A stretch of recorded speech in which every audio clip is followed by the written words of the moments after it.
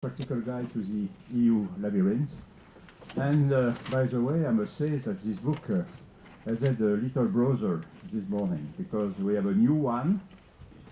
So, Mr. von den Abel, in which language is it? Bulgarian? No. Ukrainian. So we have the first, it's not the first edition of the Ukrainian guide because it was already at least one edition in the mid-90s. And thank you to Anna. Now we have a new practical guide in Ukrainian, which will be part of a project of an Ukrainian Brussels Development Hub. So you will host, and we will host, Ukrainian companies and Ukrainian business in order to develop activities with the European Union, which I think will be a very good idea in these difficult times for your country.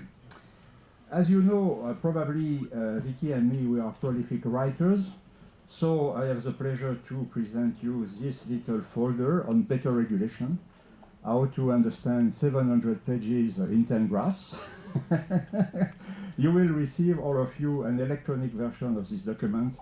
And also, this is the last edition of the premium comitology newsletter, if you want to know everything about secondary legislation. So, in reality, this book or this launch book is a pretext. We are not here to sell the books, because, by the way, the books will be offered to each of you at the end of the seminar.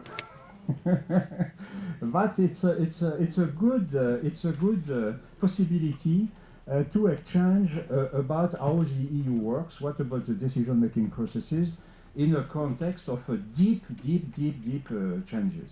Lisbon Treaty, a simplified treaty, is everything but simplified. Trilogues, generalization of trilogues, new secondary legislation, new comitology, better regulation. We have some experts, Eric van den Abel, you here from the Commission, specialists in better regulation, new Commission, new Parliament. So it is time to think. It is time to exchange and to debate. And this is why we have invited the different speakers that I will introduce in a minute. The question today is, what about the balance of power within the institutions? And in fact, who is the boss? And if you ask me the question, who is the boss? By chance, it's not up to me to answer. It will be more to Professor Costa and our guest. But if you want to define who is the boss presently in the Commission, it's a very difficult question.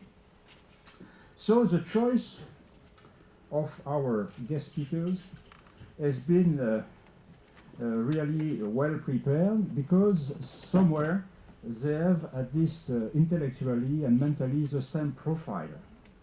They speak their mind, they are very frank, they are very hands-on, and this is what I like. And this is why it will be an interesting debate, simply because they like to debate. Most of you know them, so I will introduce you very rapidly. Professor Costa, you are a multi-professor, a professor plus, and you have had 100% of your academic career focusing on E. You are very much hands-on. You are one of the director of one of the 4 departments of the College of Europe. And incidentally, Vicky and me, our boss. And you are also contributing to many other prestigious universities, Sciences Po in Paris, Sciences Po Bordeaux, and many others. Marie-France van der Valk, you are a lobbyist, by the way, which is a beautiful name, representing Renault-Nissan. And it's interesting also to have you on board because you are in a bicultural company, and it's interesting to have your opinion about how the things are going. Now, welcome, Catherine Trodman. Thank you very much for coming. We appreciate you took time to be with us. And Jörg Boris is the head of Greenpeace EU unit and also the animator of Alter EU. So we will not intervene on environment, as well as Marie-France will not intervene on automotive. They will intervene on the decision-making process. But also for Yorgo, ethics, transparency, all that are certainly issues of interest. Christophe Garache has another responsibility in the panel. He is the editor-in-chief of Europolitics. The book is published jointly between PACT, European Affairs, and Europolitics. We will speak about the how-to, what about the decision-making process. Christophe will speak about the what. What on the agenda? Is the agenda of the EU really empty? Is the table of the Parliament completely clean with no action, or is it something to eat for us lobbyists because we need food for action? So this will be your role, Christophe, to say that. So finally, Vicky, so we will start. It will be your responsibility to present the changes with no comments. The comments will be made by Professor Costa. I can present you during minutes, but I will be short. You have started with me as a trainee in 2002, and now you are my partner on equal footing, which is a good move. Thank you. Vicky, let's go.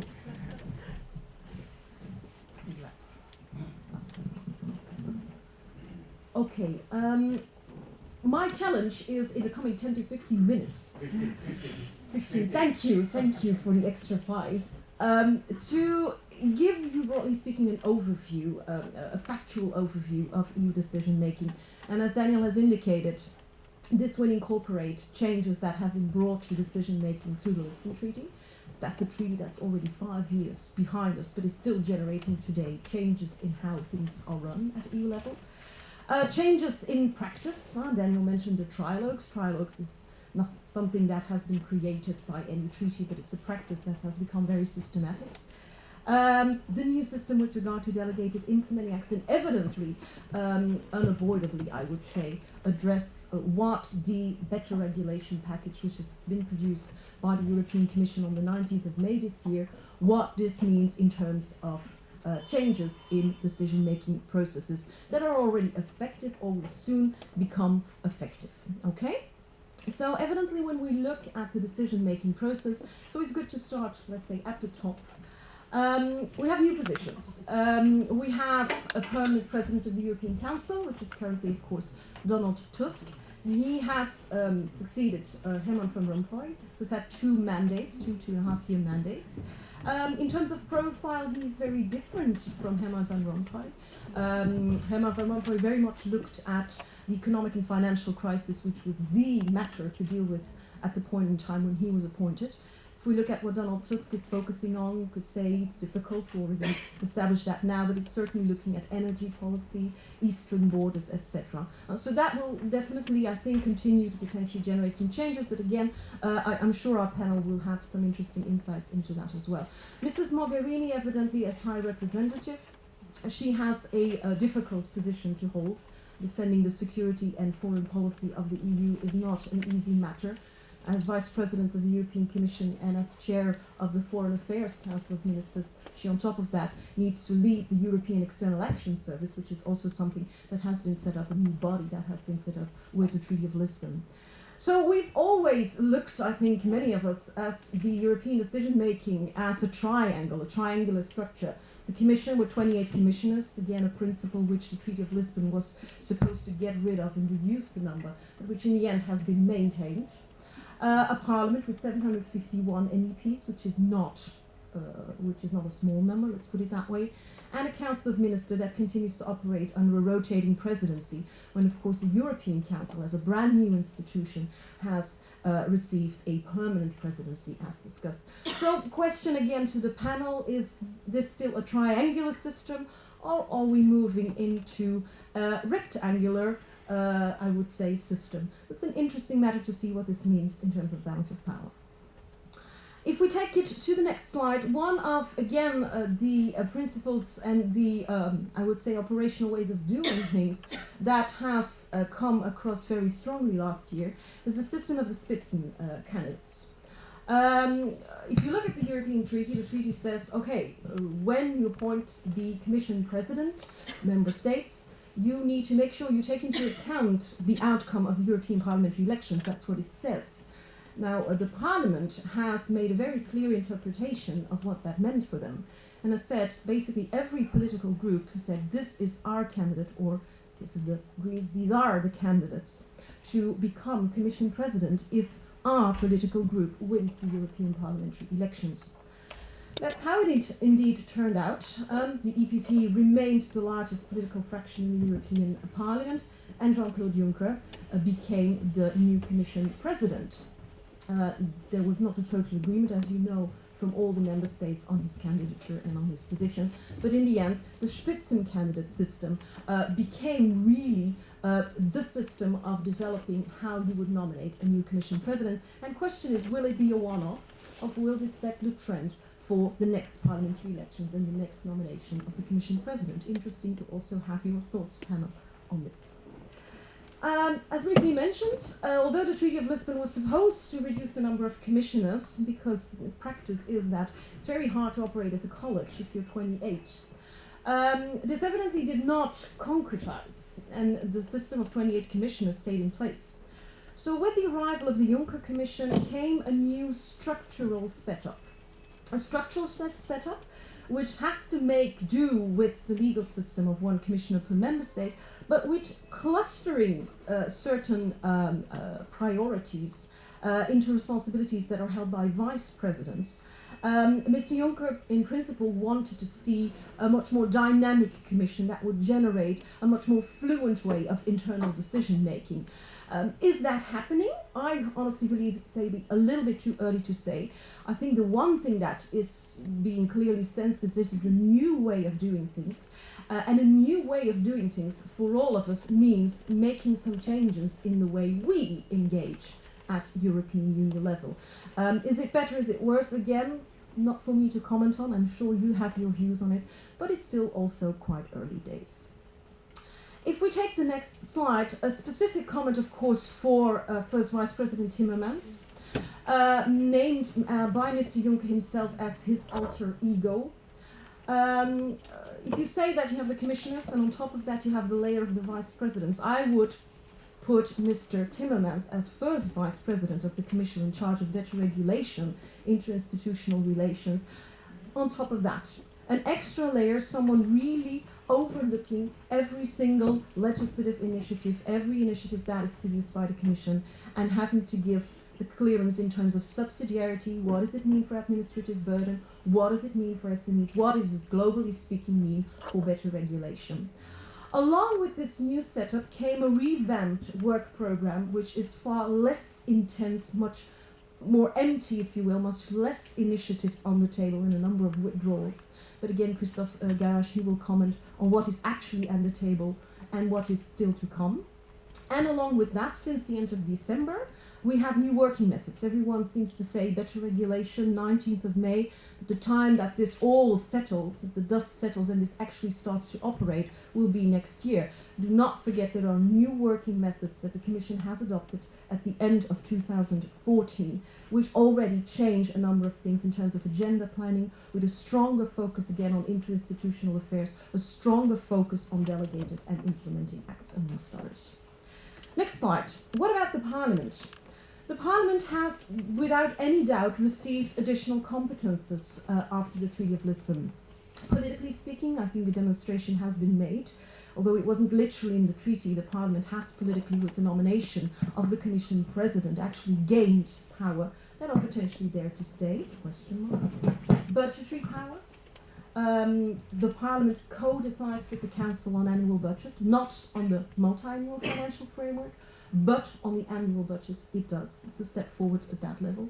Legislative-wise, there are new competencies provided for the Parliament: agriculture, justice and home affairs competences, and regulatory competences. And when I put that up on that slide, it's really the right of the Parliament to be much more involved when it comes to delegated acts, not only the possibility of vetoing these measures, but also the possibility of defining the mandates and revoking the mandate if needed from the Commission.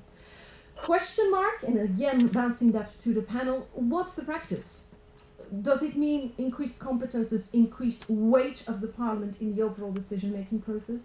Or does the Parliament have troubles, is struggling with how to fill in certain of these competences and how, concretely speaking, to tackle them? And then I'm not only speaking about their political power, but also their resources, their human resources power. Next slide, please. The trialogues, this is nothing new, I think, to most of you here in the room. Trialogues are becoming and are systematic these days. The better regulation package, just anticipating a little bit on that, mentions, I would say, two interesting points with regard to trilogues, although the word trilogue, to my knowledge, is not mentioned as such in the interinstitutional agreement. It says an appropriate degree of transparency should be achieved. Does that mean that the 4-column documents will become publicly available? Question mark. Yes, no, maybe some, maybe others not. The second point is that the Commission, in its interinstitutional agreement, I would say clearly indicates that it wants to do as much as possible to advance tripartite discussions. As early on, it motivates everyone involved in the negotiation process to actually, in its internal decision-making system, whether that is Commission, Parliament or Council, but also in the tripartite discussions, to facilitate these discussions, to advance them as much as possible in the legislative process, to generate further outcomes and more easy outcomes. So again, trilogues it's the standard. There's no other way of putting it. Will there be more transparency? It's a big question mark. And I'm sure, again, the panel will have their considerations on this. We come to the two final parts of my intervention. Secondary legislation, or more correctly, legally speaking, let's put it that way, delegated and implementing acts. This system has been clearly set up by the Treaty of Lisbon. It's a system which works in layers, I would say. The top layer, the number one layer, is legislation. It still is. The number two layer are the delegated acts, measures that are strategic measures which will change or complement legislation, so strategically quite important measures. And the third level, the implementing acts, measures that will come to describe how a piece of legislation should actually take shape. The system on the second slide on this is the following in a very, very condensed way, if you want to put it that way, evidently. For delegated acts, Commission proposes, Commission adopts. It's an internal Commission process, no involvement of the so infamous comitology committees that were active in many fields in the past. And that system also provides for a potential veto or revocation right, both on the side of the Parliament and on the side of the Council. Practice, because this is treaty, practice demonstrates that over the last couple of months we have seen a quite systematic creation of expert groups of member state representatives. I would say mirroring in a way the comitology committees, with the one big difference evidently that the member states represented in it do not have the capacity to vote on delegated acts, do have the capacity to give their opinion, give their input. For implementing acts, I would say we're still looking at a system that is more familiar to what was in place before. We still keep operating with the member state comitology committees, examination committee most of the time, examination procedure with the possibility of an appeal. On paper, it looks very similar to what we had before in terms of comitology. In practice, it is true that the system has become a little bit more complex with a lot of exceptions and derogations. By the way, just as a point of precision, we still have what is the remainder of the 2006 reform on comitology, the so-called regulatory procedure with scrutiny, which everyone estimated would have been over and done with by now, is still very much alive and kicking in around about 200 pieces of legislation. So the alignment process that was started up, I would say a couple of years ago, is still not finalized and will potentially not be finalized until the three institutions find an agreement on the interinstitutional agreement that is in the better regulation package. The omnibuses have been withdrawn. The omnibuses have been withdrawn. One is awaiting what will be the outcome of the negotiations on the interinstitutional agreement to see if new omnibus proposals are being presented or whether there will be a more phase-by-phase implementation of the alignment, case-by-case, text per text. There's not much insight at this point in time. And finally, the better regulation package. Let's be very clear. We've divided it here in two big components. Now, there are more than those two components. But why did we divide it this way? Well, first of all, it's important to note that there is one proposal for an interinstitutional agreement in there. And that is a document that needs to be agreed upon, negotiated by the Commission, the Council and the Parliament. And this potentially will take some time. As long as the agreement is not reached, whatever is proposed in this interinstitutional agreement by the Commission is not accepted. I'll speak in a minute very briefly about the fact that in this interinstitutional agreement, the Commission is in a way, if you will, obliging the Parliament and Council to do impact assessments on significant amendments. This is part of the proposal for an interinstitutional agreement. As long as with Parliament and Council this is not agreed upon, this cannot enter into force. The rest of the better regulation package are communications, documents of the European Commission on the refit, on the regulatory scrutiny board, to name just a couple. Many of them do not need to wait for an agreement on the interinstitutional agreement to become operational. Regulatory Scrutiny Board, 1st of July 2015. There's still some operational work needed, but this is not dependent on any agreement to be reached between Council, Parliament and Commission on the interinstitutional agreement. And in one slide, because unfortunately we do not have more time if we want to stick to our 90 minutes of conference, this better regulation package has implications on every stage of the decision making. Drafting, adoption, implementation, and even the ex-post evaluation. We're talking about the drafting phase. It is everything that has to do with impact assessment and the new regulatory scrutiny board that has been set up. It's replacing the impact assessment board, with the biggest change being that there are external experts that are going to be put on this board. In the adoption phase, there again, in the interinstitutional agreement, the proposal of the Commission to do impact assessments either by the Council or by the Parliament on their significant amendments. There's already been a bit of a buzz on that from parliamentarians, whether this is something that is acceptable or not. Negotiations will definitely show how this is going to turn out. I think it's fair to say that it will become, if this all comes through, a lengthier process. How much lengthier is another question, but in any case will lengthen matters. With regard to delegated and implementing acts, so the implementation phase, the biggest novelty there is a 4-week consultation period for delegated and implementing acts opened up to stakeholders. This is brand new. You can ask some questions about the moment that this consultation is taking place, when Member States and the Commission have possibly already done a number of negotiations on a file. That's when a file is going to be opened up for a consultation. Is that too early, too late in the process? Question mark. On top of it, for implementing acts, there is a truckload of exceptions when there will not be a 4-week consultation period for implementing acts. And to a certain extent, this makes sense. If you're talking about implementing acts of authorization of substances, medicines, etc., which are for one company often, it doesn't make a lot of sense to indeed open them up to full public consultation.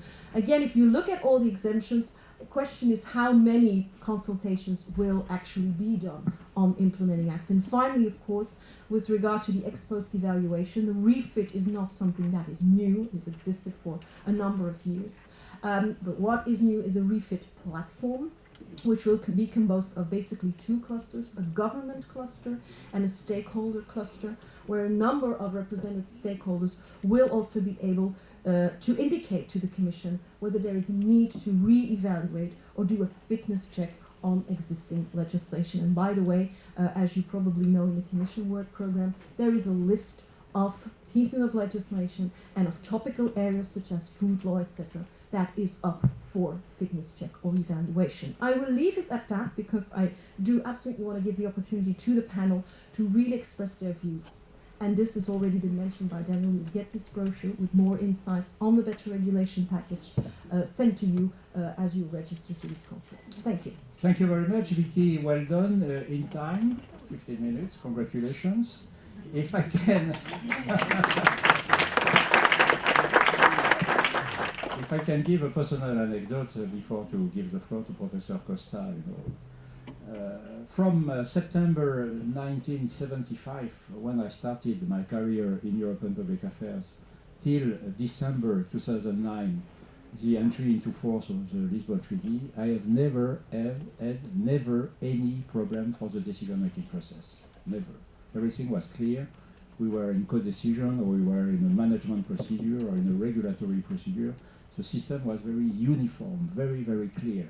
And you see now where we are. I mean, Vicky has presented, not commented. It will be up to Professor Costa to comment. But we have moved from a system in which the leadership in terms of lobbying was, on the one, knowing the what, being a specialist of the issue. And now, if he has not a compass, if he is not accompanied by a deep understanding of the decision-making process, he is simply lost. And as Vicky said, we have moved from a uniform system to a case-by-case, with a lot of exceptions, derogation. So, Professor Costa, we are waiting for your analysis and comments, and I give you the floor. Thank you very much, Daniel. Thank you for the invitation. I'm not sure I have something to say after listening to Vicky. Just to say that it's all about simplifications. That's why nobody understands anything today. Just go back a bit in history. We should always remind that the starting point of the EU regime was really driven by an idea of pragmatism and people looking for efficiency, not looking at any kind of model, and it was really to set up European communities with a system that would be driven by the search of efficiency, pragmatism, no concern for democracy, new solution with the creation of that strange European Commission, and a legitimation that was rational, legal based, and with no concern about participation, representation, etc., etc. And that was called the community method.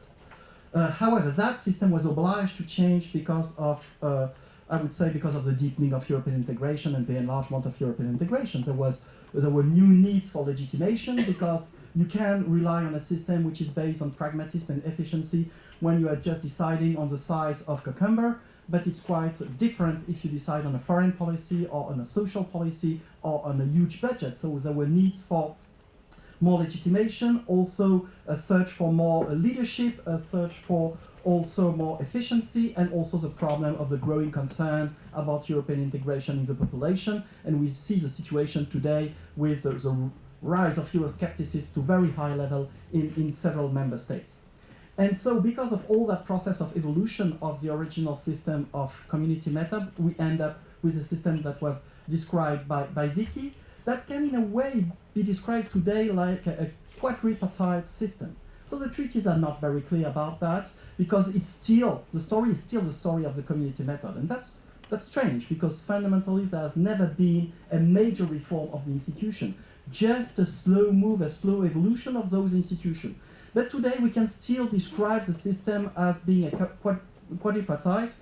On the one side, an executive power composed of the European Council and the Commission, with the European Council in the position of a collective head of state and the Commission in the position of a government plus administration. And on the other side, a bicameral parliament composed by the Council, that would be a kind of a European Senate, and the European Parliament, that would be a low chamber of that bicameral system. But then the question is, what about the relation between those institutions? Who's controlling who? Is it the Parliament controlling the Commission? Is it the European Council controlling the Commission? What about the relation between the European Council and the Council? Because, okay, the European Council is kind of a head of state, but it's a collective head of state representing the 28 member states. And we find the same guys in the Council. So there is also a strange link here. So the things are not clear. We have that evolution from community method to that quadripartite system because of two evolutions that are two contradictory evolutions. And that's why the system is so complex today. The first one is intergovernmentalization. The story started back to 65 with the crisis of the empty chair, and de Gaulle being fed up with the leadership of the president of the Commission, Walter Hallstein. That's bringing back power to the Council for decision making, creating the European Council in 1974, a growing number of national civil servants working in Brussels. Very often the students are surprised. Why do the Council need such a huge building of 100,000 square meters just for ministers? Because there are 10,000 national civil servants working there and just scrutinizing each footnote of the legislative proposal from the Commission. Also, there's been the use of treaty reform as a tool to set the agenda. The main reform we had in the last 20 years about policy making were just included in the treaties negotiated by the member states and not decided by the Commission.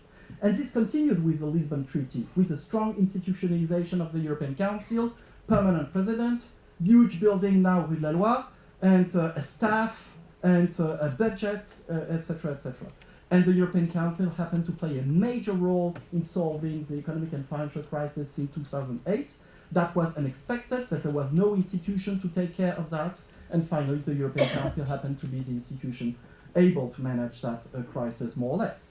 Now there is even in the treaty the possibility for member states to leave the European Union, which again insists so much on that intergovernmental dimension of European integration, and people thinking now about the Grexit or the Brexit and all that, once again is reaffirmation of the weight of member states within the system. That's the first trend. Then we have a second trend which is a bit contradictory with that. It's parliamentarization that has been described by Vicky. The fact that the EP has been elected starting in 79, with that story of a growth of powers of European Parliament, which is a real growth.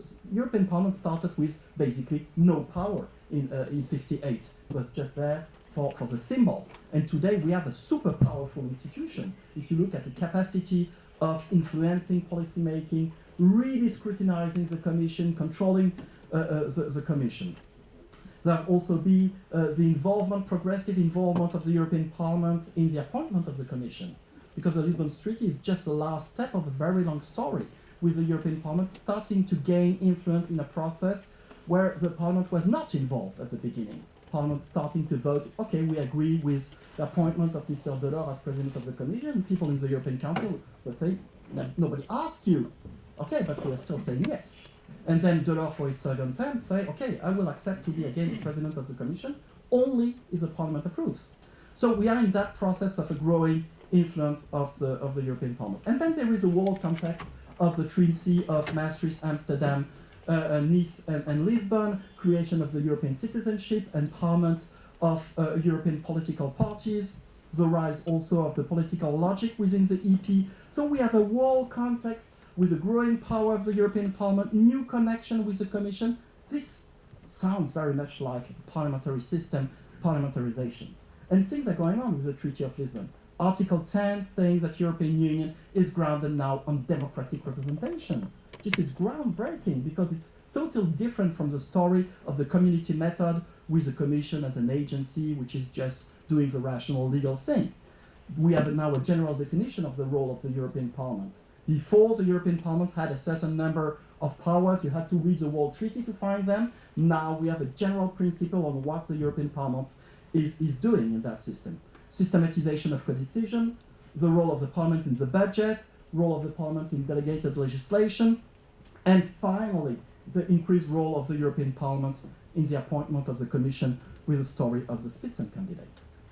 So we end up in a situation now where it's quite difficult to decide what the system is about. I will quote here Martin Schulz, the president of the European Parliament. He made a speech in France of the Parliamentary Assembly of the Council of Europe. He did not get wrong about the hemicycle, it was on purpose. And he described what was happening in the European Union, talking about summitization. As a result of this trend towards summitization, the fixation with meeting at which the head of state and government, in a clear breach of the spirit of the treaty, take more and more decisions themselves and seek to put their stamp even on the fine print of legislation, the community institutions are increasingly being marginalized. So Schulz is saying there is a summitization of European Union. The European Council is deciding on anything, on setting the legislative agenda, imposing things to the Commission. And Schulz followed and said that this situation is reminiscent of the era of the Congress of Vienna, which is a very strong statement when you talk about European Union that is supposed to be a super integrated political system. And we find a bit the same feeling of a change in the academic literature, where the European Council is now described as a political executive of the European Union. This is Sergio Fabrini's analysis, and you find that also in the work by Uwe Putter, which is underlining the fact that the European Council has now a role in giving instruction to both the Council and the Commission regarding policy making. So we have a trend here of intergovernmentalization. So this is really obvious if you look at truly intergovernmental matters, foreign affairs, defense, etc. It's also true for EMU affairs, but now maybe it's expanding beyond that on other policies, and that's a challenge. And this raises another question. Today, the situation is quite simple, because center-right is controlling all the institutions. There's a majority in the EP, or relative majority in the EP, in the European Council, in the Commission. It's simple. What would happen in the future if we have a European Parliament and a European Council that don't share the views from a political point of view? Who would control what's happening in the Commission? Because it was possible to appoint Mr. Juncker as a president of the Commission, because basically it was the right color for the European Council. But what would happen in another situation if the left would have won the European election? Would the European Council accept to appoint Mr. Schulz as a president of the Commission? I'm not sure. At the same time, we have further parliamentarization, which is quite contradictory. And the story has been told by Vicky, the fact that MEPs have seized the occasion of those new provisions of the Treaty of Lisbon to try a coup de force, saying, okay, now it's written that the President of the Commission is elected by the European Parliament, okay, one candidate only, and also that the European Council should take into account the result of European elections. So they decide to organize the Spitzenkandidat, looking at what's happening in several member states, and 5 main political parties were able to work all together, and finally to succeed to impose Mr. Juncker as President of the Commission. This was not an easy task. People were crying inside the European Council, saying, you, European Parliament, you don't have to choose the President of the Commission. It's our job. It was the same in the Commission. People were totally upset. You are going to totally change the true nature of our institution. We are not a political institution, and our President is not the leader of a party. Finally, it happened to be that way because the European Parliament was enough convincing with the fear of a veto, because the treaty is saying they must elect that president. So they were in a situation to be able to vote down all the other candidates. At the same time, Juncker was a pretty good candidate for the European Council, and again, things might have been different if Schulz would have been the candidate. I think that this system will remain, because I see no other example in the history of European integration where the European Parliament has started something, gaining influence and accepting to get it back. And in the European Parliament, people are already working pretty much to prepare the next step and to have that formalized in a way or in another, and they have the veto. And so I guess that it will continue like that. At the same time, the 2014 elections are quite interesting, because there has been a change. Those elections, they remain second-order election. Okay, there is a low electoral turnout. We have still campaigns that are very much focused at the national level. But there's been an evolution. First of all, a better focus on the European dimension of the election, thanks to the Spitzenkandidat, because there were people to show on TV. So even if we didn't have the debate in France on TV, in some other country we had them. There was more media coverage of the campaign. There was also a stabilization of the turnout. We are low, but now it's stabilized. And we can expect that it will raise in the future, the participation. Also, what is new is that now European elections, they have a deep impact, not only in Brussels, but also at home. Look at what are the important parties today in France, in United Kingdom, in Greece, in Spain. They're all parties that started to be big through European election. Everybody's concerned now in United Kingdom about UKIP. UKIP have started as a political party in European election, and it's the same in France with the Front National. They started the whole story by winning seats in the European election because it was a good election for them. And now they started to get very strong in local election, in national election. So we see that there is a European impact. And it's even more striking in the case of Greece, because the Prime Minister Tsipras, he was a candidate of the European left during that Spitzenkandidat process, and clearly it gave him more legitimacy. And I'm pretty sure that he wouldn't have won the election if he was not the guy on the media scene during all the campaign. Also, European elections have gained a strong impact now at EU level. For years and years, the idea, the assumption was that basically European elections are not so interesting because there is no impact at European level. You vote for European election and it's always the same coalition between left and right, and there is no impact on the Commission and no impact on the Council, European Council. This changed. Now there is a direct impact on the choice of the President of the Commission. Now there is the emergence of the bloc within the European Parliament, that alliance between SD, EPP, ADLE, that are supporting more or less Juncker. Now there is also, and this is totally new, a political deal at interinstitutional level. Mr. Schulz was re-elected as a president of the European Parliament as part of a deal. Okay, EPP has won the election, you get the Commission, and the Socialists will get the presidency of the European Parliament. Looking at the rules of the Parliament, there should have been an alternation. It should have been an EPP president. And also for the first time, a president of the Parliament was re-elected for a second half time, which was a kind of an unwritten rule of the European Parliament. You do only once 2 years and a half, and nobody ever did it twice. So there is kind of a balance, political balance at the interinstitutional level. Also, there is a rise of Euroscepticism within the European Parliament, whereas it's quite strong today. But even in other institutions, we have today a Commissioner Hill, who's more or less a Eurosceptic.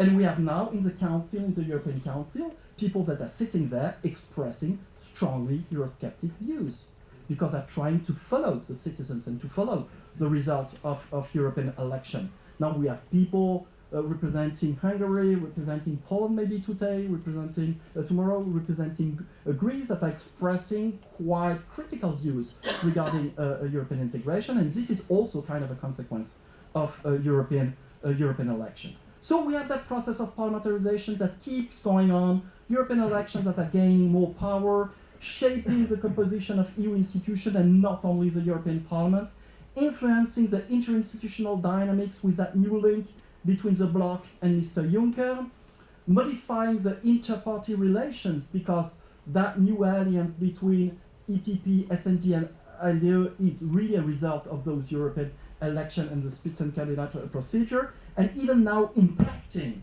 the member states' European policy with members of the European Council and the councils that are becoming more critical because of the result of European election.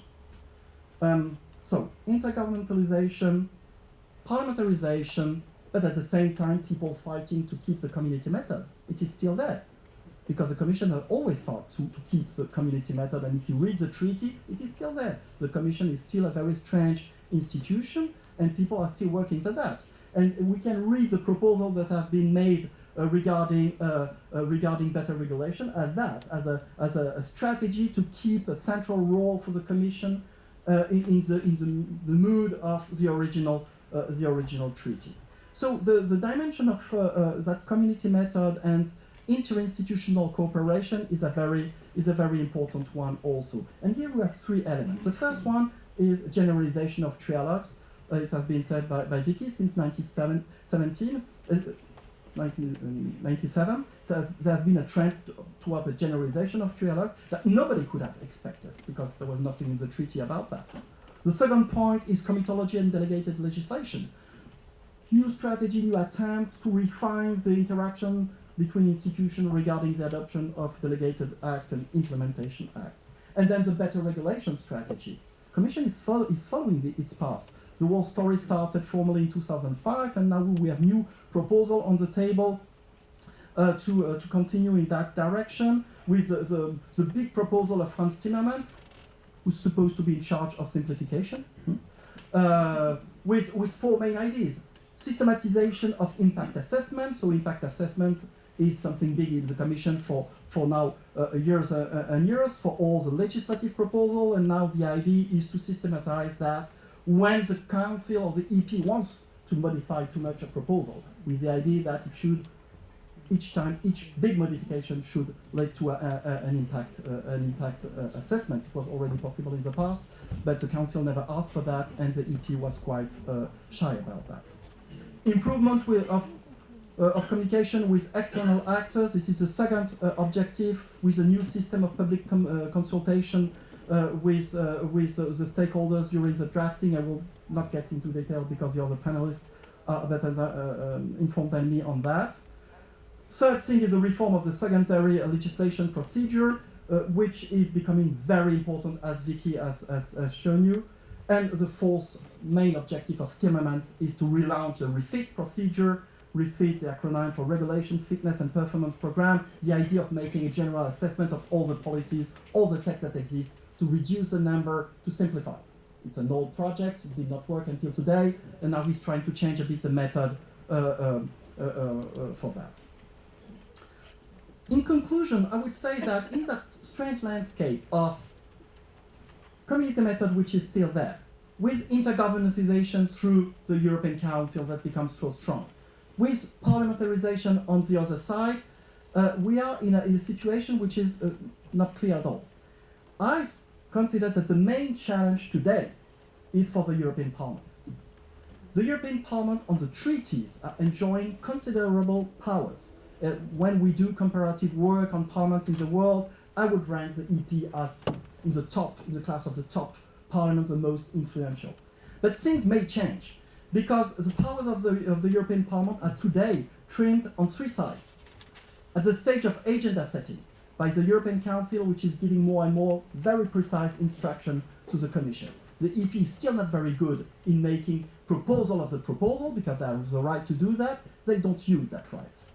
At the stage of policy making, with the trilogues, because people in the European Parliament have made the choice of becoming nice negotiators, nice partners with a lot of expertise, amendments that are very well written, not too numerous to please the Council and the Commission, to appear like responsible people and nice people, and to be taken seriously.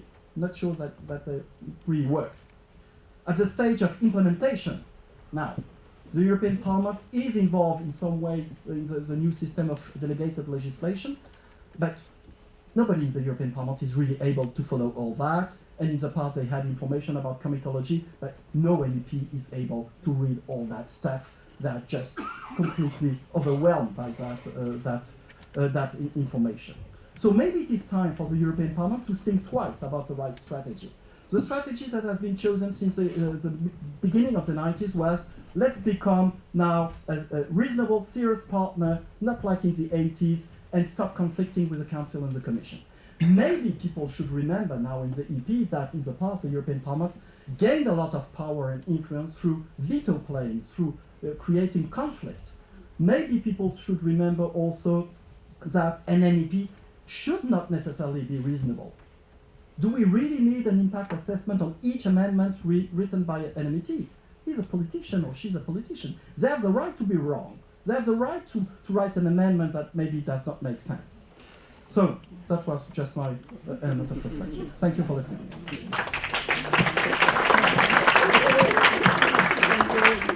Thank you very much, Professor Costa. Your conclusions are particularly clear. In fact, what do we see? We see that, according to your developments, each of the three institutions is stronger, but the three institutions together are more weak than ever. We have clearly understood, and I share totally your view, that the ball is in the camp of the Parliament, the European Parliament. The Parliament has a weakness. He has no power of initiative. But the Parliament has fantastic weapons. The weapon to veto delegated acts. And, Vicky, you know better than I know, the Parliament has vetoed 3 times secondary legislation recently, when personally I was considering that this will never happen, and now it's a real tool and a real weapon, and also, of course, you can censure the Commission. And I agree with Professor Costa to say that the weak part of the mechanism for the moment is clearly the Parliament, and perhaps you will express yourself later on this issue. So now, I turn myself to you, Marie-France. What do you think about all that, and how do you react as a public affairs practitioner? Is life easier for you or much more difficult, and do you maintain your margins of influence or not?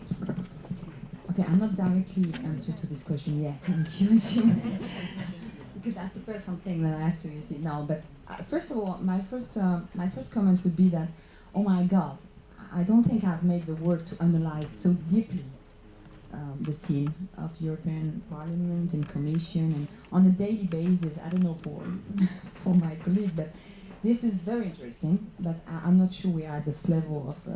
We are more than a survival mode, you see, on a daily basis speaking. Then today, my first remark was to say, no matter the institutional changes, actually, for a public affairs point of view, we still have our mission is still the same: building reputation, credibility, trying to monitor, to follow a little the strategy, to fit our strategy with the strategy of the Commission as much as we can, not to be totally out when something is coming up. The same for the files. The files haven't really changed, and especially in the automotive industry, even if we don't speak about automotive industry. But we're building our strategy depending on the importance of certain files, very core business like CO2 or whatever, a little less. We still anticipate as much as we can, what we call the anticipation lobbying, trying to make aware the Commission about some subject. If I have an example about the circular economy. It's 5 years now I'm here, and circular economy at this time wasn't glamour, and nobody was speaking about that. But Renault-Nissan, we were very leading on this subject, and I've seen many people in the Commission, and now we are recognized for that. Now the subject is on the table. They know they can call us because we are credible. Then again, these credibility things. Then so somehow nothing changed. We still have credible data to bring. Then you wonder what changed, because the subject is what has changed. Maybe it's because when I arrived the 1st of January 2010, my first reflex was to have the training with you, Daniel. Then you made me aware about everything, and it was so easy. But no, we have some potential concern that it hasn't been raised that because you have really focused on the institution, and I would come back from some comments you made, but very quickly. I don't know how much time I have. I don't want to. No, I think the first thing I had, it was assessing the institution more. You see, to have access to the institution. The transparency register is a very good thing on the basis. But the way it has been, let's say, put a little more, it means a feeling of distrust. And we were like guilty people trying to make a job. That was very difficult. And today, to reach the Commission, to reach Commission at a certain level, you can do it, but it's feeling quite difficult. But they're still asking for data. They're still asking to understand things, and it's good, and we have to bring this. The second item, I think, is the professionalism of the lobbying. Again, externally of the institution, is the NGOs that I let my colleague to answer to that. I had the impression that before, a long time before me, I suppose, big companies could lobbying, and today we have to deal with a lot of stakeholders.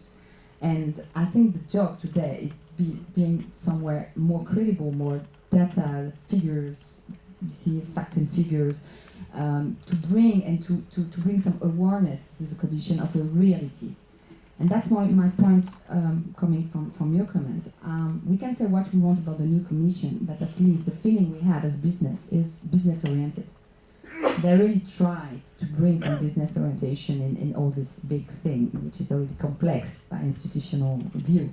Then I think this business orientation is very fresh, because at least we have the impression that people are a little more pragmatic on the fact that, okay, to say jobs and growth is very nice words. Everybody dream about that, but how do you do that? And you cannot do that without industry. You cannot do that without a certain realism. And I think somehow let us quite a chance to prove that they do it. But at least they have put that on the table, and I think this is very good. Another point in external stakeholders is the cities. Today we have a very specific regulation framework. Commission and all the partners, co-decision system bring some regulation. At the same time, cities are coming more and more to bring upper level of regulation. Then it's very complicated to negotiate some regulation, to have a regulation, to invest for this regulation, and suddenly on the field to have something even higher than this.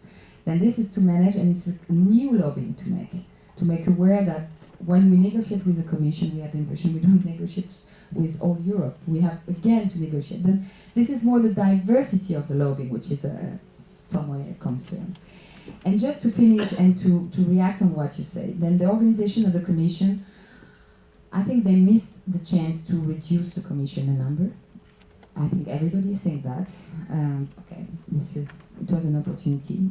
The VP system at least tried to reduce that and to give some leadership. The more business-oriented, as said, the better regulation is another point. It's from our point of view, from my point of view, there is a clear political agenda.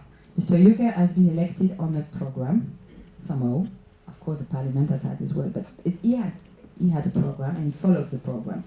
Somehow, it's what we like. You see, we have a to-do list and to-do list. After he would succeed, we don't know, but at least give him the way to prove it.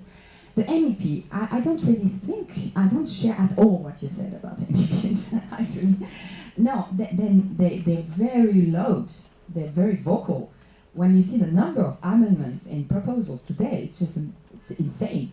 You cannot work on that. Even me and my team, we spend hours and hours to try to see all the amendments and to check. Then we have a proposal of the Commission, good or bad, we don't care. But then after you have so many amendments that you have to follow and to check if it doesn't bring something new, and it could change totally the philosophy of the text. It's a nightmare. Then the lobbying today is more legalist than lobbyist. You see, we begin to go through, and this is an issue. This is an issue, and I think they're very vocal. Really, actually, I think so. And finally, the trilogues. I've tested it for a huge package, the clean power for transport, infrastructure, EVs. My impression, it was working quite well because everybody gave me the impression that they knew what was expected from them. The Parliament had really to bring something political level, regional level, and whatever, and be realistic on what could be possible or not. The Council on a more higher level, they didn't want to take any commitment, okay, that's again. And the Commission trying really to coordinate everything and to finally have a proposal which is not perfect, but acceptable, and at least a little ambitious. Then, just to finish, I'm quite positive on the new Commission, I must say, and on the role of the MEPs. Thank you very much. If I may comment on one point, what you just said on trilogues is generally shared by many colleagues. The problem is certainly access to documents. When you are in, it's better when you are out. But globally, all in all, this is the way that the system works. But the problem is that for many reasons that I have not to develop here, the primary legislation, the basic legal right is lighter and lighter. Now we speak about skeletal legislation, and all the essence of the problem is pushed to delegated act and implementing act, sometimes like the dust behind the carpet, because we have no time, we have no interest, we'll see that later. This is the price of compromise too. Yeah, but the effect will come later. And here we can have a problem. Yorgo, please. Thank you very much, Vicky and Daniel, for the invitation to this event. I want to make 4 comments on the very interesting points that have already been raised and sort of give my perspective on whether there is a change and whether it's a change for the better or for the worse. Let's start with the change for the better. The first point. Clearly, the increased powers to the European Parliament are, from our perspective, an improvement. The recent reform of Europe's common fisheries policy was the first time that the Parliament had full co-decision powers, and usually environmental interests or non-financial public interests get a better hearing in the European Parliament than in the Commission and in the Council, simply because the processes in the Parliament tend to be much more open and transparent. So that is clearly positive and something that we welcome. However, the other 3 points are all negative. So I think overall, I share Daniel's assessment that really the recent attempts to make European decision-making more effective, more transparent, and more democratic are not very successful so far. Let's start with the Better Regulation package, which is a great title and something that everybody can only be in favor of, better regulation. But looking at it more carefully in our analysis, it's a rather misguided attempt at what it concretely proposes. For us, better regulation would mean that we get legislation that is readable and understandable by an averagely educated person, that has been decided in a transparent democratic process, and that allows the EU institutions to relatively swiftly address major issues of European concern. And I think you said something very remarkable right now. You said, summarizing some of Olivier's presentation, that the institutions are all becoming more important, but taken together, they're weaker. And that is really a paradox. And I don't think that the better regulation package, the way Timmermans proposed it, addresses this at all. Firstly, already the graph that Vicky showed makes it very clear. This is a process that's going to slow things down. So on the attempt to make the EU institutions able to respond quickly to concerns, to European concerns, they're going to fail. And citizens will again say, why does this take so long? Why don't they come to a conclusion on it? Secondly, in terms of improving the understandability of legislation, if I take environmental legislation, which is the area that I deal with, from the very first pieces of legislation that the institutions did from the 1970s, and I compare it to today's legislation, I mean, you take the Birds Directive, you understand very clearly what's it about. A country tries to protect their birds, but during a season the birds fly into another country because they're migrating. In the other country they get shot, so what good is it to protect them in one country if the other country doesn't cooperate? So that's what the legislation is about to deal with. Clear.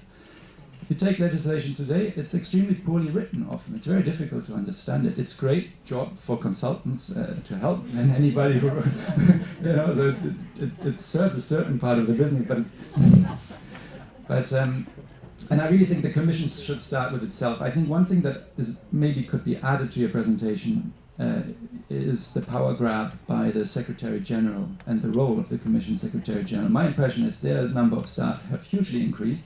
We now have people drafting legislation in the Commission who are not experts in that area, but who are based within the Secretary General, and then you get this stuff written in a much more complex, difficult, and sometimes nonsensical way. So I think already there's a drop of quality in what the Commission produces. I also think the lobbyists are partly to blame for these thousands of amendments, which you accredit to the MEPs. From the perspective of Alter EU, we clearly monitor, and many of the amendments, and that's no secret to anybody here in the room, are inspired, if not drafted and written by lobbyists. And so therefore, the fact that the final legislation that we now often get is not readable and understandable by the average person is also partly the problem of the amendments that come in later. So I think on better regulation, what the Commission should be going for is we need to be able to propose clear proposals relatively swiftly and then have a transparent process. What they're doing with all the impacts assessment is going to go exactly the other way. I mean, from every impact assessment that industry will ask on impacts on current profits, we will ask for impacts on lost benefits and impacts of non-action. So you can just see how this is going to get completely out of control. And so that's my second point. Better regulation is misguided and doesn't help us. The remaining 2 points are more specific.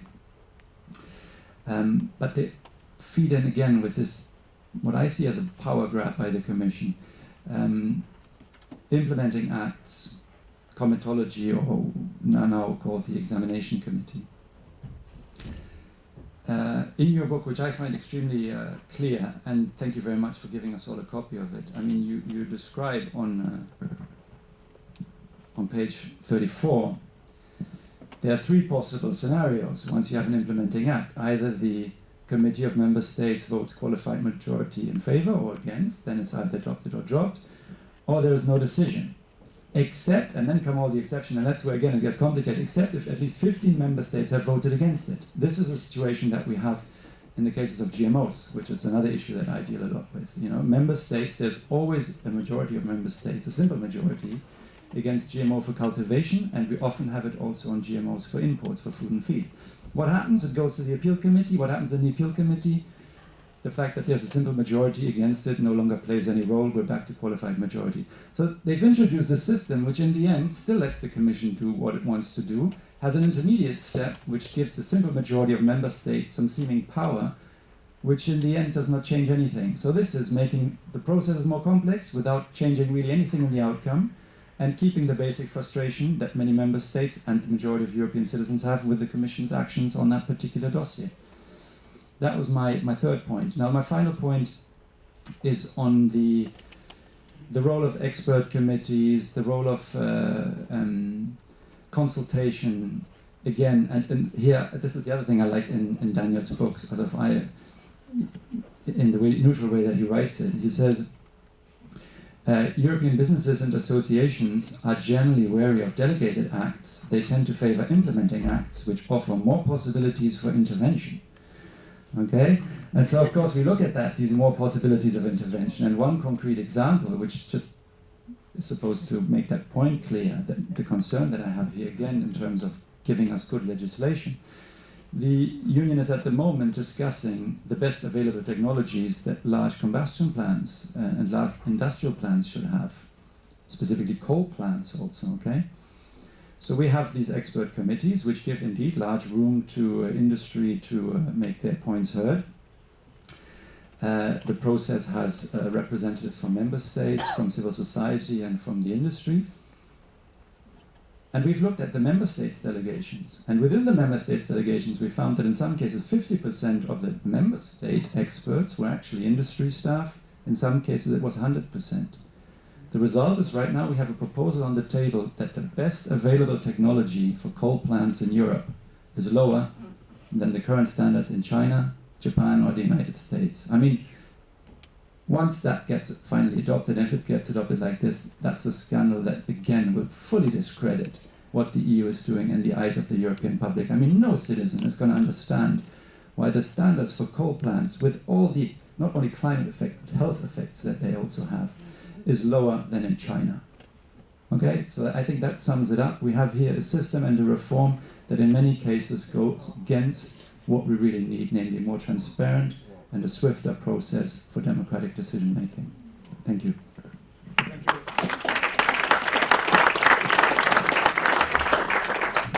Thank you very much. Just two comments. So the first one, expert groups. This is an incredible word. This means nothing. What do we speak when we speak about an expert group? Which type of expert group? In the drafting phase, an advisory group, in the execution phase, in the adoption phase. And it's absolutely fundamental, I believe, to have, there is a question of terminology.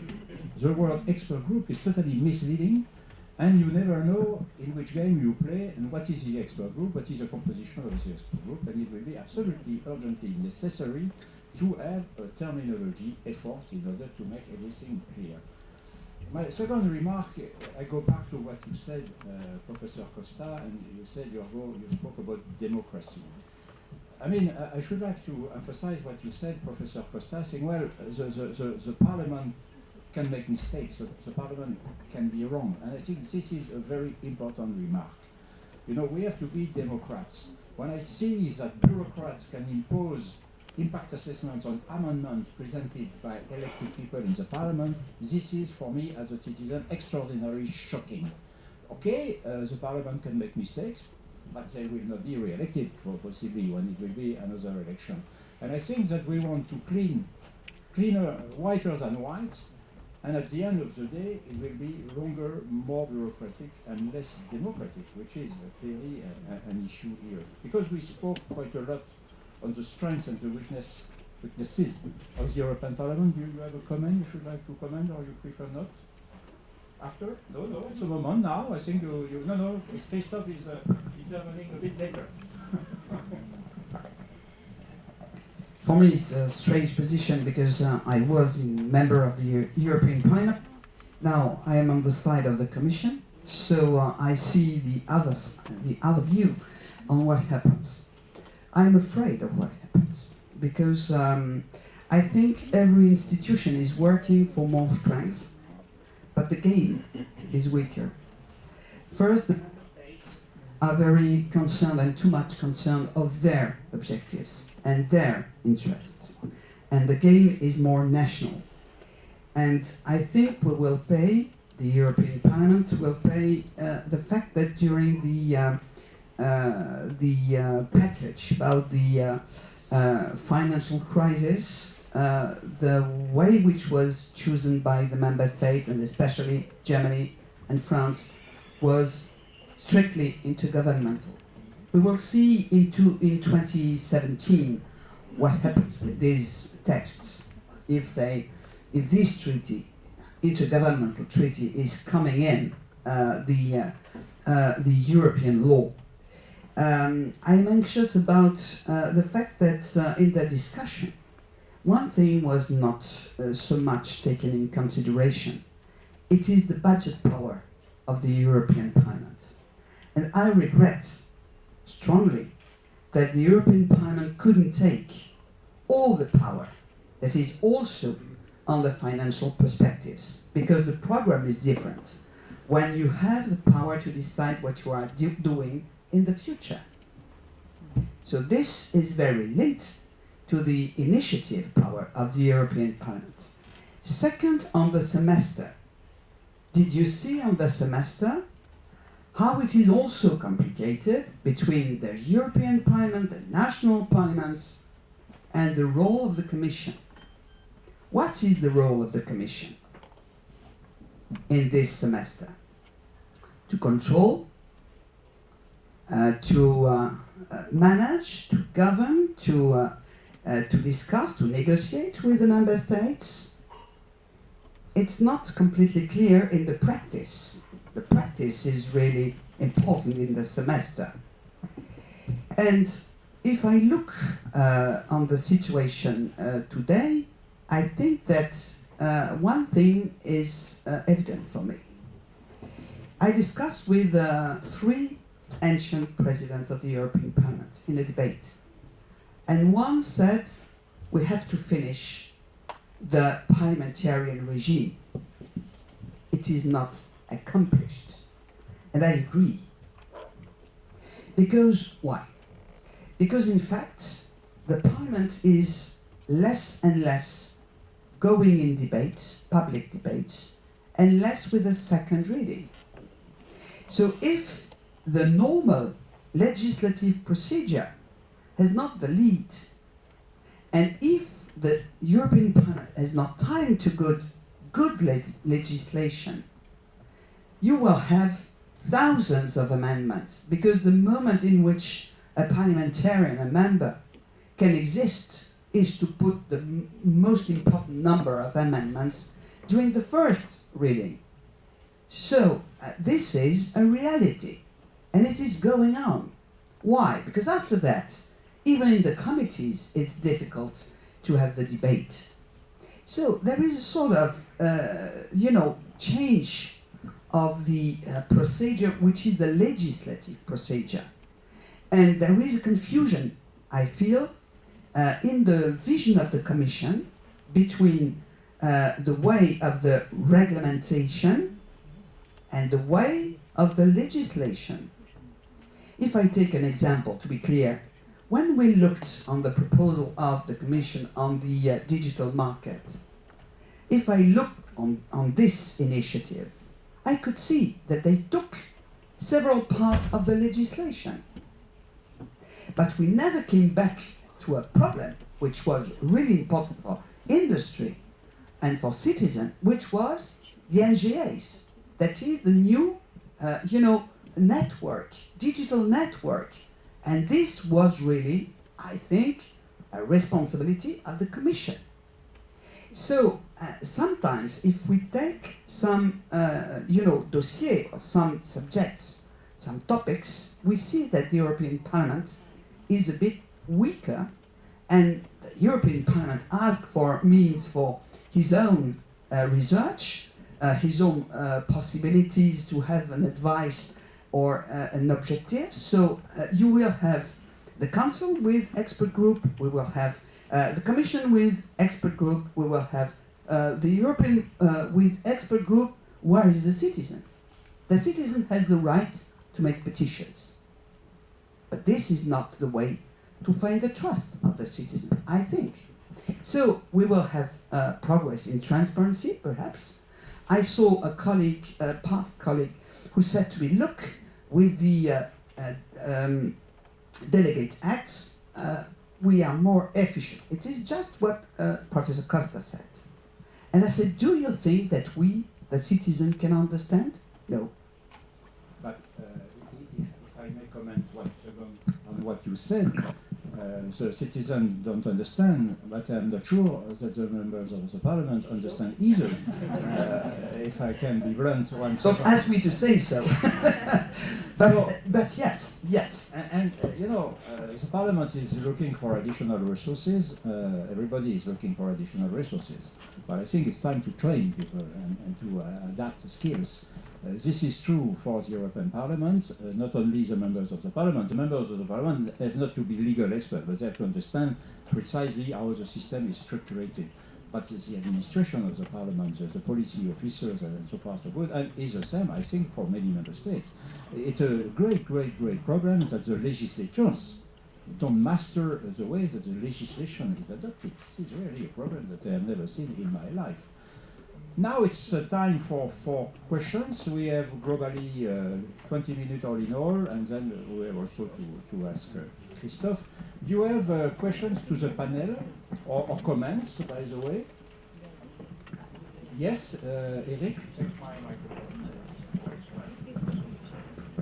I would like first thank the panel after the presentation. Yes, my name is Eric van den Hebel, professor at the University of Mons-Hainaut. I would like to react after Olivier Costa said concerning the three dangers he mentioned, quoted, intergovernmentalism, Summitization and Parliamentarization, among others. I would like to stress three other dangers with the better regulation package, the new one presented by Vice President Timmermans. The three ones are the following: technocratization of the European structure, bureaucratization of the decisional process, and what I call a privatization of the democratic legitimacy. And I will express rapidly my thought over the three topics. Rapidly, technocratization of the structure. Timmermans have added a new technocracy to the existing one. At the refit platform, the scrutiny regulatory board, the interinstitutional panel, the HLG of the expert of member states, etc., etc. A new technocracy is emerging. Second, bureaucratization of the decisional process. You have seen before having a decision from the Commission, you have a first evaluation, then preliminary impact assessment, extending consultation, generalization of impact assessment procedure on all amendments of European Parliament and Council, and then privatization of the democratic legitimacy. Experts, that's my opinion, but I would like to have reactions on it. Experts are now replacing the co-legislators. You will see experts emerging to the Council and speaking on behalf of the Commission, on behalf of the Member States. Look at the scrutiny board, where three independent experts are now created. That's for me the three dangers emerging. Thank you. Well, Eric is an expert, obviously, in better regulation, his capacity of a professor, and very critical, by the way, because I can quote what you said recently on the radio, saying that the better regulation package was not a coup d'éclat, but a coup d'état, which is a bit too much, probably. But this is a very strong message. Any other? Yes, please. In the rear of the room, Camille. Tom Parker from Canberra Associates. There's a word today which I found strangely missing from the discussion, which is subsidiarity. I don't think I heard it once, possibly once. And I'd like to know your views on what you think subsidiarity role it can play in better lawmaking. Professor Costa, certainly. Yeah, nobody addressed the question of subsidiarity. I think that it's quite well taken into account by institutions, and I think that the institutions today are very careful with subsidiarity. And in a way that intergovernmental trend has put a lot of pressure on institutions, especially on the Commission, regarding the respect of subsidiarity with the Commission. There is not so much on the agenda. Part of the explanation is subsidiarity. Very often the Commission is pleased by MEPs, by stakeholders, by member states. Maybe a commission should write a proposal on that, and they're so happy to say, oh, subsidiarity, we're not going to start with that. And that's the impact of that new intergovernmentalism, the fact that the commission is only drafting a proposal that has a slight chance to pass through the process of screening within the council, and also now the new system of subsidiarity check by national parliament.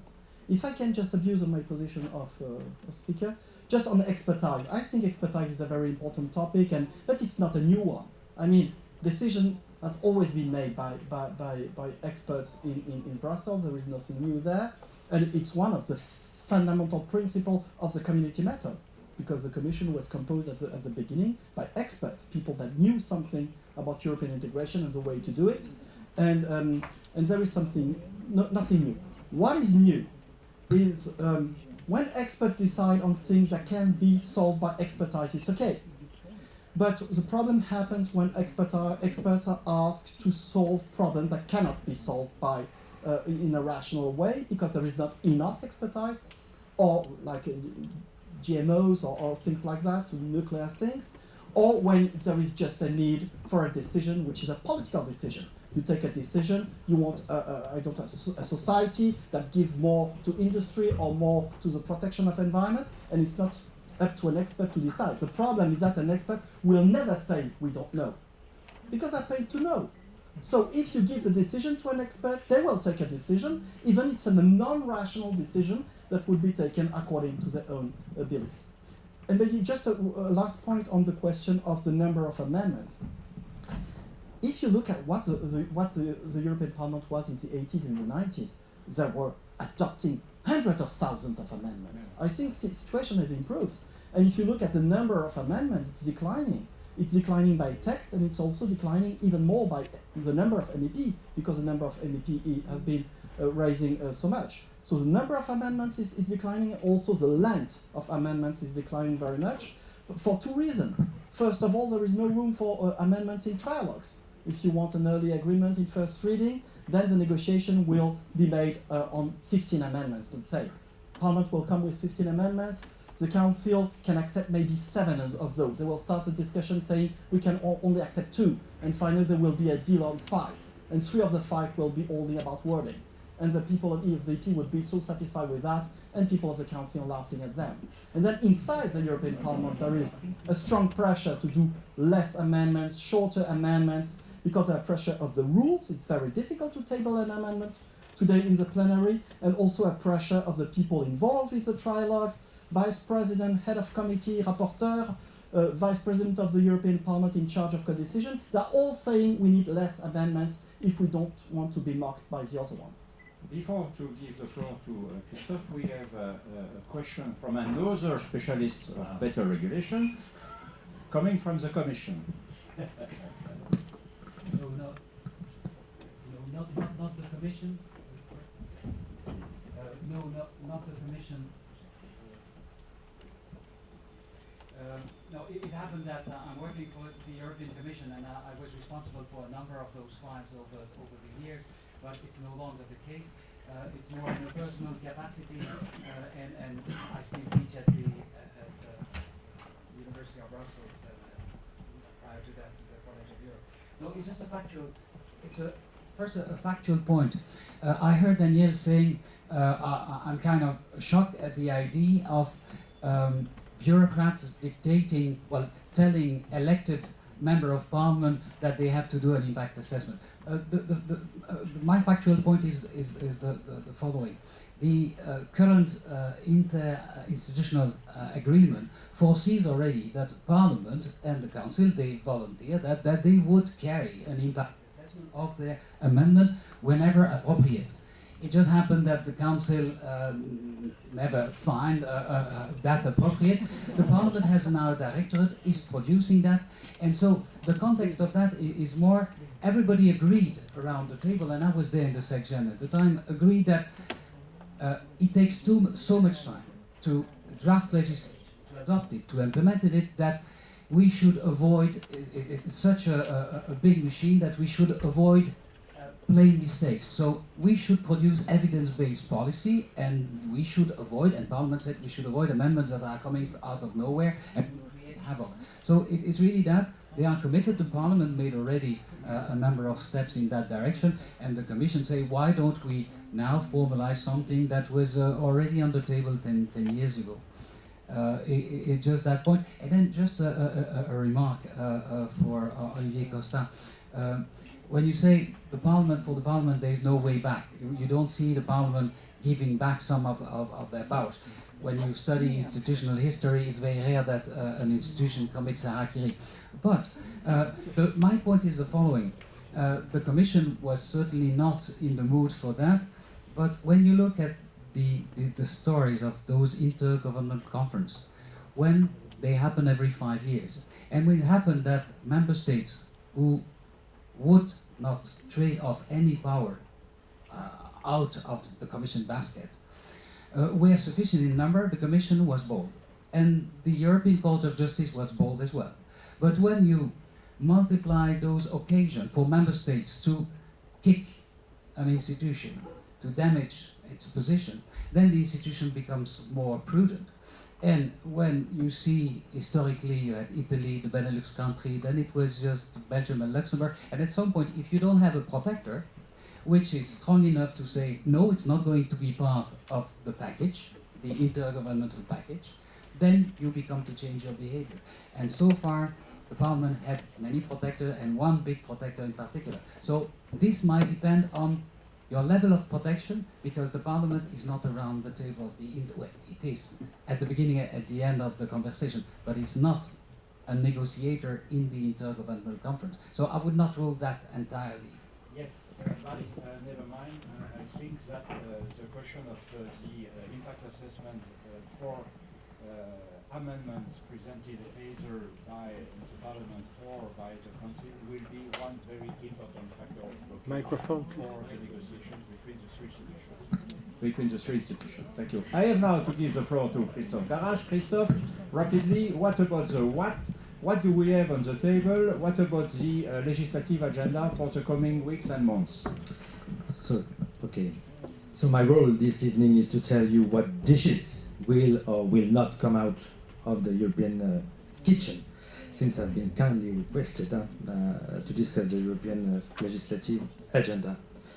So, for the most pessimistic among us, this agenda is apparently shrinking before our very eyes. This was already the case with the 2015 work program.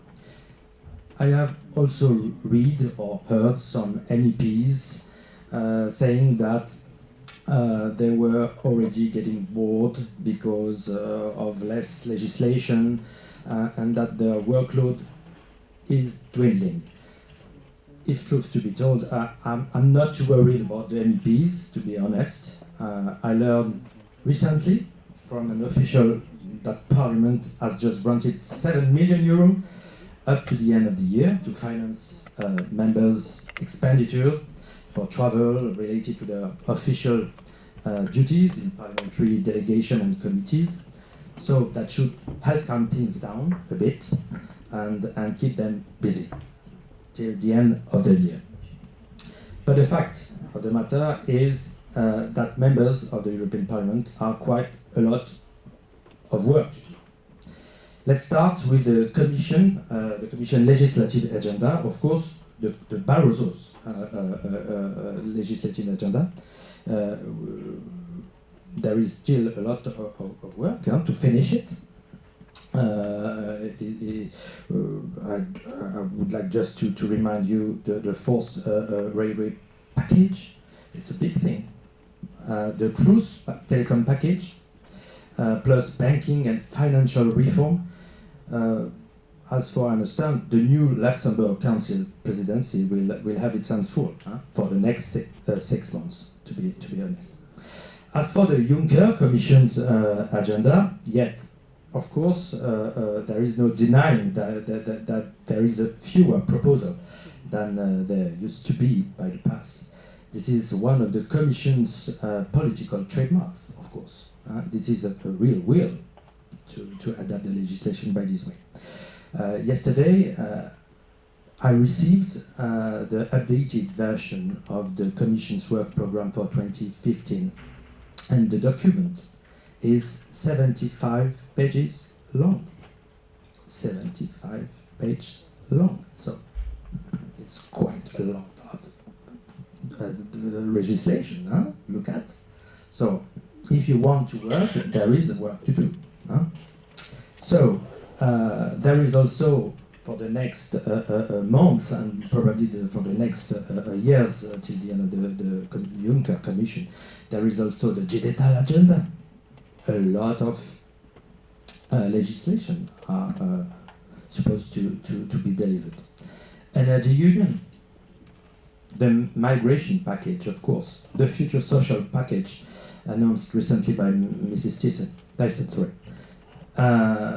There is also the return of the circular economy. We talked about it. It was supposed to disappear, and now it reappeared because of the necessity of this discussion. So there is also the revision of the ETS and the interinstitutional agreement we talked about. It's very important. So in short, I hardly have the impression that the EU will be standing idle.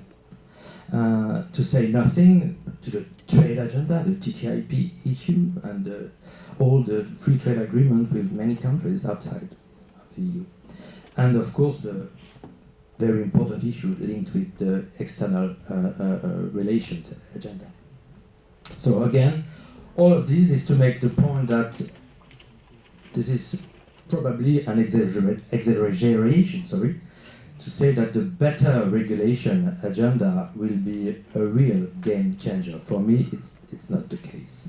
And frankly, I don't think it will bring about a huge shift in the coming years. A lot of things have to be done.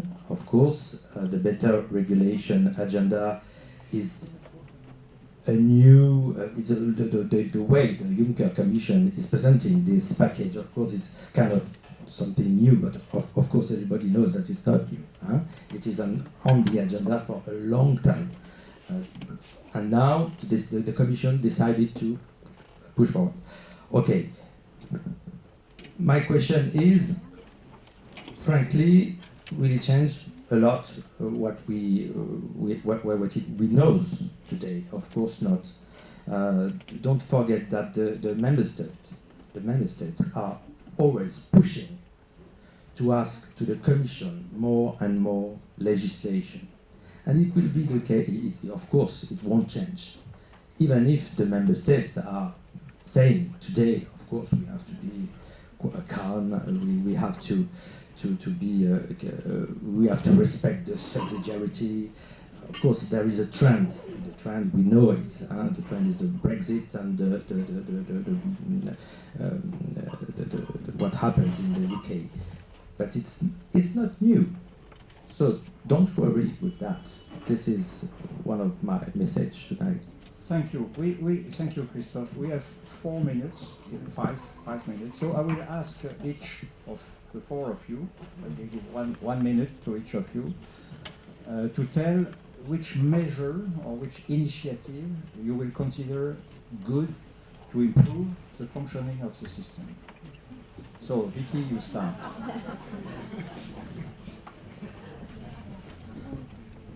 Vicky, you start. I think there's one fundamental point, and you can split it up into many. I think the fundamental point is the will to change structurally the EU decision-making system.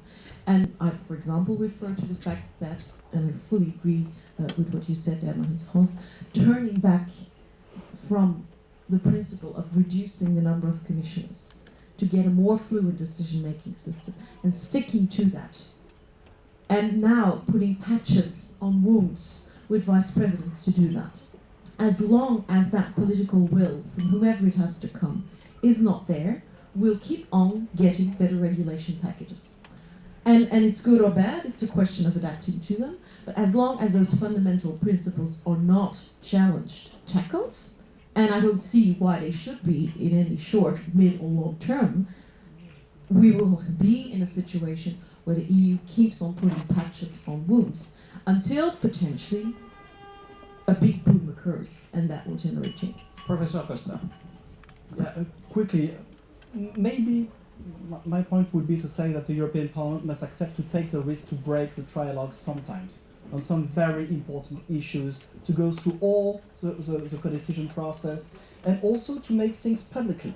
And when people think spontaneously, what did the European Parliament do in the last 10 years, they think about Bolkestein.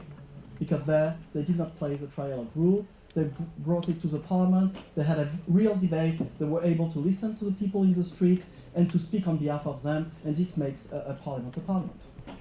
Marie-France. Oh my God, I don't have a joker? So many things could be done, but I want to stick to my positive message tonight, and I'm going to try just one. My feeling when I've taken my function is that all my friends were totally amazed that I was working for Europe, because nobody believes in Europe anymore. And I think if something should be done very quickly is to bring back the citizen on board. How to do that? Oh my God, joker.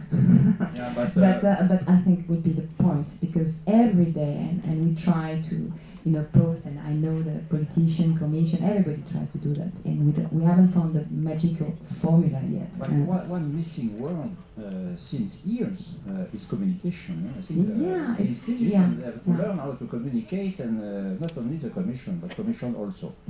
Because just to finish, Please. we do things, and Europe does things, and we should be able to bring citizens back. That's my positive point tonight. Yaro. I think the one thing to change would be to stop looking at the xenophobes and Eurosceptics, because at the moment a lot what the Commission is not doing is in order to somehow try to please that part of the electorate, and that's a lost battle. I think they should look to the areas where citizens believe in the EU, support the EU.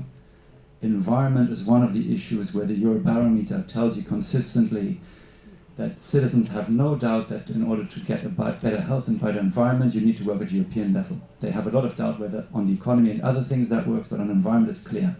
So more better environmental regulation is going to make the EU more popular. And a second suggestion would be to reform the European Citizens Initiative and make that a real tool for public engagement. That again would also dynamize the debate. So you will agree to give me a minute also. So I think that the British referendum is a fantastic chance for the EU, because this is a way to reconsider the system and to move from this intergovernmental system to a three-circle mechanism, with a federal circle, a single market circle, and a neighborhood circle. And doing so, probably under pressure, it will be really a chance for the EU, which is in its present format, as far as I believe, not sustainable. I should like to thank you warmly for this debate. We have introduced ourselves, Vicky and me, as also co-authors, trainers, academic professors and everything, but first and foremost, we are lobbyists. And we believe that all what we have discussed today will change radically lobbying strategies, lobbying structures, monitoring and everything. So probably we'll have opportunities to go back to you soon more concretely. Thank you very much to everybody. So each of you will receive a book when you will leave the building. And now we have some drinks for the pleasure to continue the discussion. Thank you very much.